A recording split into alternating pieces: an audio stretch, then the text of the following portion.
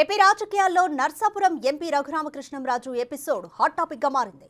BJP నుంచి MP ticket ఆశించి భంగపడ్డారాయన. 4 ఏళ్లుగా ఏపీకి దూరంగా ఉంటున్నారు.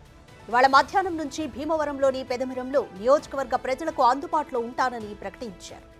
ఎంపీ సీటు దక్కకపోవడంతో భవిష్యత్తు కార్యాచరణపై ఎలాంటి నిర్ణయం తీసుకుంటారోననే ఉత్కంఠ నెలకొంది.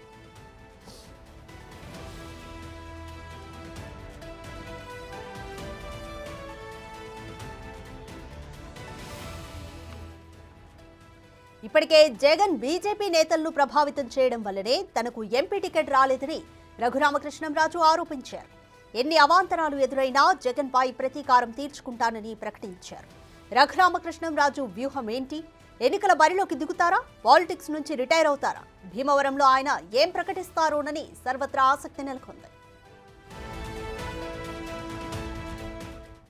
మోర్ డీటెయిల్స్ మా ప్రతినిధి సాగర్ అందిస్తారు. సాగర్, బీజేపీ రఘురామకృష్ణంరాజుకు టికెట్ ని నిరాకరించారు. అయితే ఈ రోజు నియోజకవర్గ ప్రజలకు అందుబాటులో ఉంటానని కూడా ఆయన ప్రకటించారు. ఏ విధంగా ఉంటుంది ఆయన భవిష్యత్ కార్యాచరణ? ఇండిపెండెంట్ గా పోటీ చేసే అవకాశం ఉందా?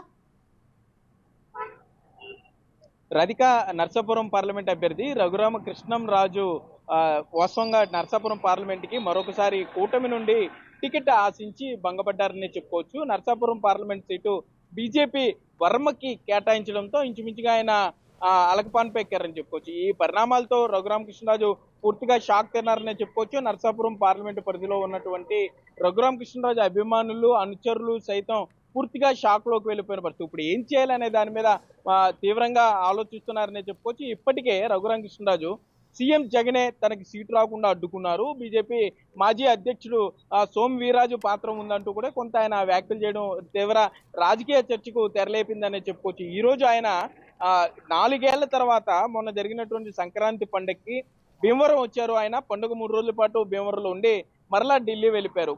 ఇప్పుడు సీటు రాకముందు టీడీపీ కూటమి ఆధ్వర్యంలో జరిగినటువంటి తాడేపల్లిగూడలో జరిగినటువంటి బహిరంగ సభకు ఆయన హాజరయ్యారు. చంద్రబాబు, పవన్ కళ్యాణ్ ఇద్దరు వేదిక మీద ఉన్నప్పుడే నర్సాపురం పార్లమెంట్ కూటమి అభ్యర్థిగా తానే పోటీలో ఉన్నట్టు ఏదైతే టీడీపీ జాతీయ అధ్యక్షుడు చంద్రబాబు నాయుడు, జనసేన పార్టీ అధ్యక్షుడు పవన్ కళ్యాణ్ ఇద్దరు ముందు ప్రకటిస్తున్నాను, నేనే పోటీలో ఉంటానని చెప్పిన ఆయనకి సీటు లేకపోవడంతో ఆయన అనుచరులు కొంత బాధలోకి వెళ్ళిపోయారని చెప్పుకోవచ్చు. మధ్యాహ్నానికి ఆయన ఢిల్లీ నుండి రాజమండ్రి ఎయిర్పోర్ట్కి, అక్కడ నుండి భీమవరంలోని ఆయన నివాసానికి చేరుకుంటారు. భీమవరంలో నర్సాపురం పార్లమెంట్ కి సంబంధించిన ముఖ్య నేతలతో సమావేశం అయిన తర్వాత రఘురామకృష్ణంరాజు తన రాజకీయ భవిష్యత్తులో ఏం చేయబోతున్నారు అనేది అన్ని ప్రకటించే అవకాశం ఉంది. మరోపక్క ఆయన అనుచరులు ఉండి నియోజకవర్గానికి సంబంధించి, అంటే అక్కడ టీడీపీలో వర్గ విభేదాలు ఉన్నాయి కాబట్టి ఉండి సిట్టింగ్ ఎమ్మెల్యే రామరాజు, ఉండి మాజీ ఎమ్మెల్యే కలవపూడి శివ, వీళ్ళిద్దరూ కొంత అక్కడ మధ్య వర్గ ఈ భేదాలు ఉన్నాయి కాబట్టి శివ స్వతంత్ర అభ్యర్థిగా పోటీ చేస్తానని ప్రకటించారు. కాబట్టి అంటే ఉండి నియోజకవర్గ seat Raghurama Krishna Raju, assembly seat Raghurama Krishna Raju తీసుకుంటే ఉండి శివ కూడా కొంత అక్కడ రాజీ పడే ఆలోచన ఉంటుంది. కాబట్టి ఉండి సీటు మీద మరలా పునరాలోచించాలని ఇటు టీడీపీ అధిష్టానంతో పాటుగా బీజేపీ కూడా వారు రిక్వెస్ట్ చేస్తున్నట్లుగా తెలుస్తుంది. కానీ రఘురామకృష్ణరాజు మాత్రం తప్పనిసరిగా నరసాపురం బరిలో తాను ఉంటానని అనుచరులకైతే భరోసా ఇస్తున్నారు. ఆయన మధ్యాహ్నం వచ్చిన తర్వాత అనుచరులతో మాట్లాడిన తర్వాత నరసాపురం పార్లమెంట్కి స్వతంత్ర అభ్యర్థిగా పోటీలో ఉంటారా, లేకపోతే నరసాపురం పార్లమెంటు పరిధిలో ఉన్నటువంటి 7 అసెంబ్లీ నియోజకవర్గాల్లో ఏదైనా ఒక అసెంబ్లీ నుండి పోటీ చేస్తారా అనే దాని మీద స్పష్టత